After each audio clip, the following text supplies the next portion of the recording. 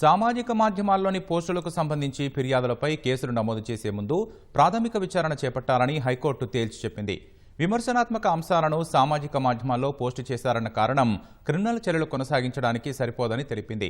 పరువు నష్టం, ద్వేషపూరిత ప్రసంగం, హింసను ప్రేరేపించి సామాజిక శాంతి భద్రతలకు భంగం కలిగించేదిగా ఆరోపణలు నిరూపిస్తే విచారణను కొనసాగించవచ్చని తెలిపింది.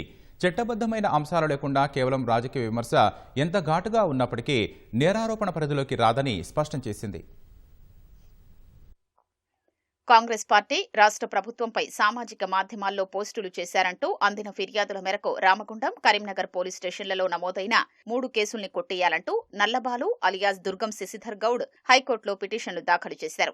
విచారణ జరిపిన జస్టిస్ ఎన్ తుకారాంజీ తీర్పు వెలువరిస్తూ నల్లబాలుపై నమోదైన కేసుల్ని కొట్టేశారు. ఈ సందర్భంగా సామాజిక మాధ్యమాల్లో పోస్టులకు సంబంధించి కేసును నమోదు చేసే ముందు పోలీసులు మేజిస్ట్రేట్ కోర్టులకు కొన్ని మార్గదర్శకాలు జారీ చేశారు. ట్వీట్లు చట్టబద్దమైన రాజకీయ వ్యక్తీకరణ పరిధిలోకొస్తాయని కోర్టు భావిస్తోందని పేర్కొన్నారు. ప్రాథమిక హక్కుల పరిరక్షణతో పాటు కేసుల నమోదు, విచారణ యాంత్రికంగా, ఏకపక్షంగా జరగకుండా నిరోధించే క్రమంలో ఈ మార్గదర్శకాలు జారీ చేస్తున్నట్లు స్పష్టం చేశారు.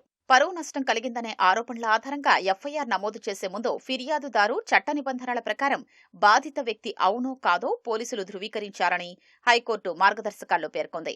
తీవ్రమైన నేరాల సమయంలో మినహా పోస్టులతో సంబంధం లేని ఇతరుల తరపున చేసిన ఫిర్యాదులు విచారణార్హం కాదని స్పష్టం చేసింది.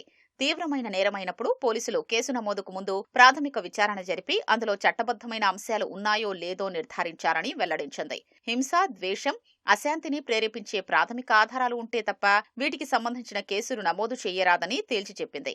ఇందులో కేదార్నాథ్ సింగ్ వర్సెస్ బీహార్ కేసులో సుప్రీంకోర్టు ఇచ్చిన మార్గదర్శకాలు శిరోధార్యమని సూచించింది.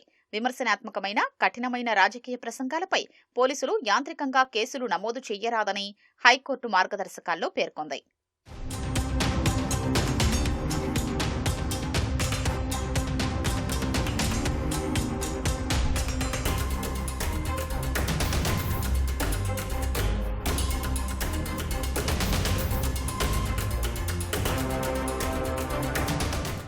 ప్రసంగం లేదా పోస్టు హింసను ప్రేరేపించినా, భద్రతలకు తక్షణ ముప్పు కలిగించేలా ఉన్నప్పుడు మాత్రమే చట్టాన్ని అమలు చేయొచ్చని కోర్టు తెలిపింది.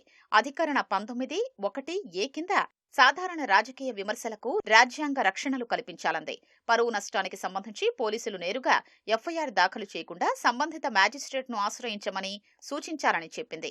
బిఎన్ఎస్ఎస్ సెక్షన్ 174(2) కింద మ్యాజిస్ట్రేట్ జారీ చేసిన ఆదేశాల మేరకు పోలీసులు చర్య తీసుకోవాలి తప్ప యాంత్రికంగా అరెస్టు చెయ్యరాదని తేల్చి చెప్పింది.